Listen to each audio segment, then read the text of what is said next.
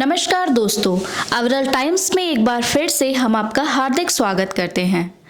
Qatar में कथित जासूसी के आरोप में मौत की सजा पाने वाले 8 भारतीय पूर्व नौसैनिकों को 28 दिसंबर को बहुत बड़ी राहत मिली है। भारत सरकार की तरफ से अपील करने के बाद इन लोगों की मौत की सजा पर रोक लगा दी गई। नौसेना के इन 8 पूर्व अधिकारियों को 26 अक्टूबर 2023 को मौत की सजा सुनाई गई थी। इस संबंध में अविरल टाइम्स के राजनैतिक समीक्षक मृत्युंजय दीक्षित विस्तार से बता रहे हैं। भारत के प्रधानमंत्री नरेंद्र मोदी और भारत की कूटनीति का डंका पूरे विश्व में बज रहा है।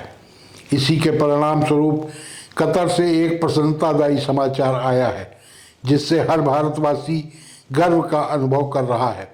कतर की जेल में बंद भारतीय नौसेना के 8 पूर्व अधिकारियों को मौत की सजा से राहत मिल गई है। दोहा स्थित अल दहरा ग्लोबल टेक्नोलॉजी में कार्यरत भारतीय नौसेना के 8 पूर्व अधिकारियों को कतर में इजराइल के लिए जासूसी करने के आरोप में गिरफ्तार किया गया था। इन नौसैनिक अधिकारियों में राष्ट्रपति स्वर्ण पदक विजेता कैप्टन नवतेज गिल के अलावा captain Saurabh Vashisht, commander Purnendu Tiwari, Amit Nagwal, S K. Gupta, commander V K. Verma, Sugunkar Pakala और रागेश शामिल हैं। 26 अक्टूबर 2023 को कतर के एक न्यायालय ने इन अधिकारियों को फांसी की सज़ा सुनाई थी। फिलहाल अब इन सभी अधिकारियों को फांसी की सज़ा से राहत मिल गई है।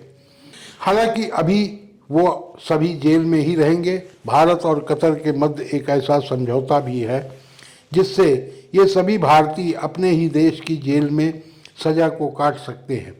भारत सरकार अपने पूर्व सैनिकों के परिवारों से संपर्क में है और उन्हें लगातार सहायता पहुंचाई जा रही है।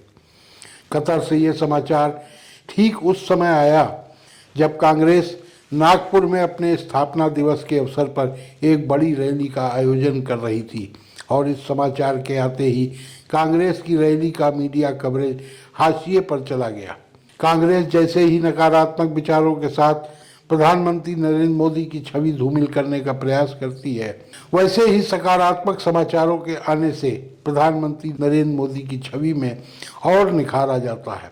जब कतर की एक अदालत ने नौसेना के 8 पूर्व अधिकारियों को मौत की सजा सुनाई थी, तब कांग्रेस सहित विपक्ष के कई नेताओं ने मोदी सरकार और उसके कामकाज करने के तरीके पर हल्ला बोल दिया था।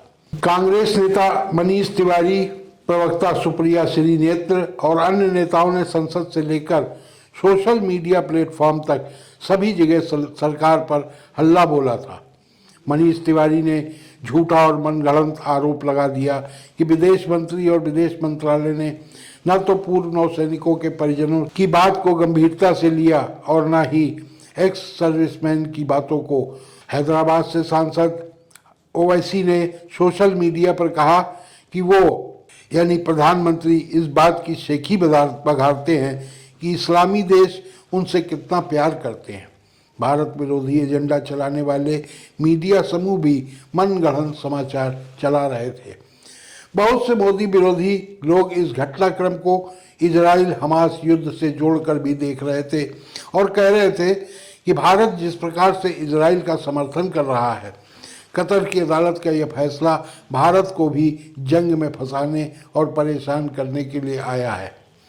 अब कतर की अदालत से नया फैसला आने के बाद मोदी विरोधी एजेंडाधारियों की आवाज़ कुंद पड़ गई है।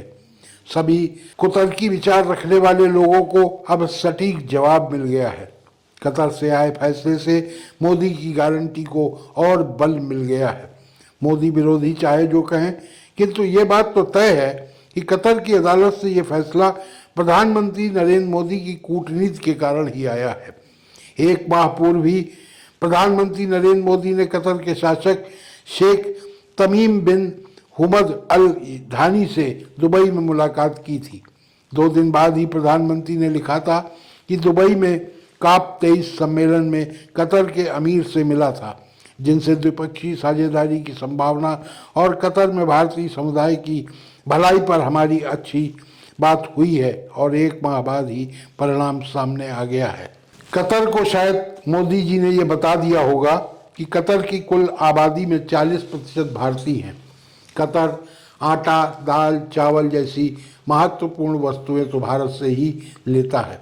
ये मोदी की ही गारंटी है कि वो दुनिया किसी भी हिस्से में संकट में फंसे भारतीय नागरिकों को सुरक्षित निकाल कर ले आएंगे। अफगानिस्तान में तालिबान संकट हो, रूस यूक्रेन युद्ध या फिर इजराइल हमास जंग, सभी के बीच से भारत अपने नागरिकों को सुरक्षित निकाल कर लाया। यही नहीं, भारत की मदद से दूसरे देशों के नागरिक भी सुरक्षित बाहर निकलने में सफल रहे। विपक्ष को प्रधानमंत्री नरेंद्र मोदी की ओर से एक और झटका मिलने जा रहा है, क्योंकि वे 22 जनवरी 2024 को रामलला की प्राण प्रतिष्ठा करवाने के बाद यूएई के अबू धाबी के BAPS हिंदू मंदिर के प्राण प्रतिष्ठा समारोह में भी शामिल होने जाएंगे। यह प्राण प्रतिष्ठा समारोह 14 फरवरी 2024 को होना है। ये यूएई का पहला हिंदू मंदिर है जो 55,000 वर्ग मीटर में बना है। प्रधानमंत्री नरेंद्र मोदी की कूटनीति और हिंदू नीति निरंतर आगे बढ़ रही है और कांग्रेस अपनी नकारात्मक विचारधारा के वशीभूत नकारा होती जा रही है। वीडियो पसंद आई हो तो लाइक और चैनल को सब्सक्राइब करें, साथ ही बेल आइकन दबाएं ताकि आपको हमारे सभी नए वीडियो का नोटिफिकेशन मिलता रहे।